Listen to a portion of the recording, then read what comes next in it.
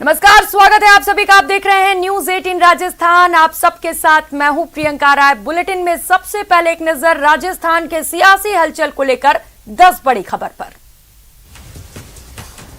राजस्थान संकट पर सोनिया गांधी सख्त, माकन और खड़गे से मांगी लिखित रिपोर्ट। आज सौंपेंगे रिपोर्ट। अनुशासनहीनता को लेकर कुछ विधायकों पर कार्रवाई की सिफारिश।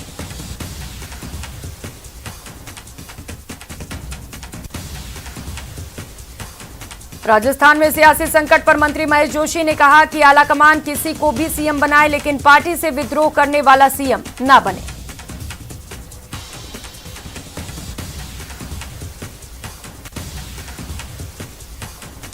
वहीं राजेंद्र राठौड़ ने कांग्रेस पर हमला करते हुए कहा कि सीएम के इशारे पर पॉलिटिकल ड्रामा हो रहा है।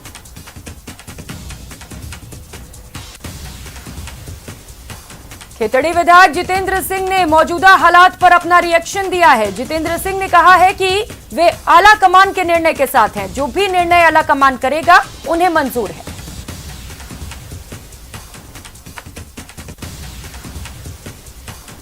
पीसीसी पदाधिकारी राजेंद्र चौधरी ने राजस्थान में कांग्रेस के मौजूदा घटनाक्रम पर लेकर अशोक गहलोत पर सवाल खड़े किए। उन्होंने कहा सभी घटनाक्रम मुख्यमंत्री अशोक गहलोत की जानकारी में है, उसके बावजूद भी वे अनजान बनने का प्रयास कर रहे हैं। कांग्रेस की वरिष्ठ नेता गिरिजा व्यास ने कहा कि पार्टी हाईकमान का फैसला सबको मानना चाहिए। हाईकमान का फैसला अंतिम है। उन्होंने उम्मीद जताई है कि राजस्थान में सब कुछ ठीक होगा। सोनिया गांधी से मिलने पहुंची अंबिका सोनी ने राजस्थान के सियासी घटनाक्रम पर कहा कि पार्टी के लिए अनुशासन बने रहना सबसे जरूरी है। संसदीय कार्य मंत्री शांति धारीवाल के अजय माकन पर लगाए गए साजिश के आरोप पर उपनेता प्रतिपक्ष राजेंद्र राठौड़ ने बड़ा बयान दिया। उन्होंने कहा सीएम गहलोत के इशारे पर पॉलिटिकल ड्रामा हो रहा है। मंत्री इस्तीफे का नाटक कर रहे हैं।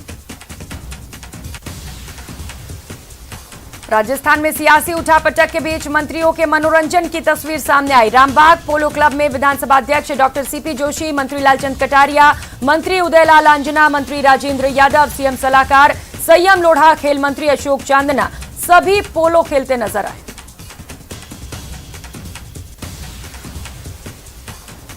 वहीं सचिन पायलट के विधानसभा क्षेत्र टोंक में पायलट समर्थक अकबर खान ने ओम विहार कॉलोनी के शिव शनि मंदिर में हवन पूजा किया और सचिन पायलट को मुख्यमंत्री बनाने की प्रार्थना की।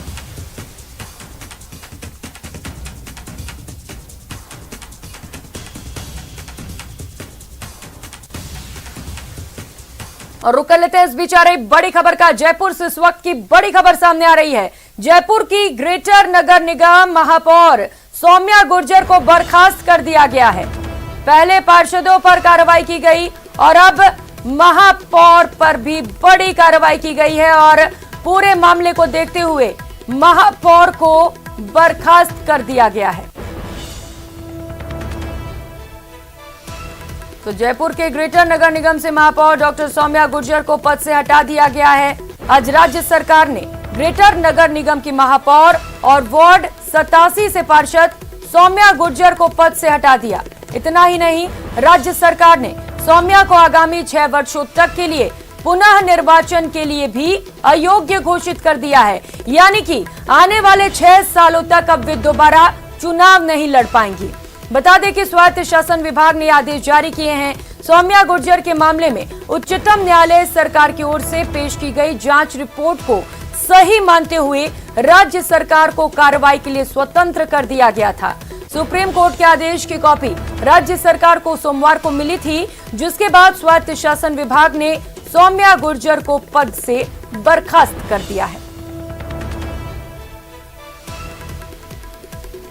ज्यादा जानकारी लेंगे सहयोगी महेश इसी खबर पर हमारे साथ जुड़ चुके हैं। महेश, बर्खास्त कर दिया गया सौम्या गुर्जर को, अब आगे क्या?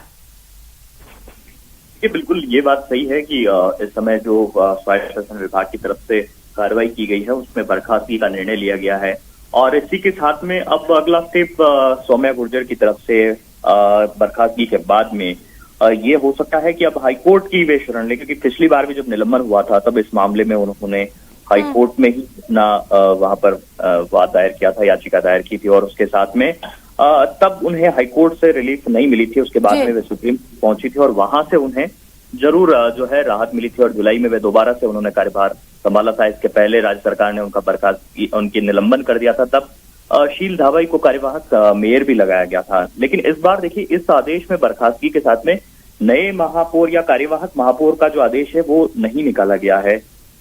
तो ये इसमें एक कहा जा सकता है कि अभी कार्यवाहक महापौर जो है वो सरकार की तरफ से इसमें लगाना होगा। और उसके साथ ही जो है दूसरी साइड अगर बात करते हैं सौम्या गुर्जर की तरफ से, तो वे जरूर जो है इस मामले में कोर्ट में शरण लेंगी और उन्हें केवल कोर्ट से ही जो अब रिलीफ है किसी भी तरह से उसकी उम्मीद होगी। क्योंकि राज्य सरकार ने तो अपनी तरफ से फुल एंड फाइनल जो एक तरह से जो कार्रवाई हो सकती है सबसे बड़ी कार्रवाई वो कर दी। और बिल्कुल महेश, राज्य सरकार को जो कार्रवाई करनी थी राज्य सरकार ने कर दी है। अब आगे महापौर क्या स्टेप्स लेती हैं, कहां जाती हैं, ये देखने वाली बात होगी। लेकिन महेश, 6 सालों तक के लिए अयोग्य भी घोषित कर दिया गया है, दोबारा चुनाव भी नहीं लड़ पाएंगी। कैरियर को लेकर भी कई सारे सवाल उठने लगे हैं उनके।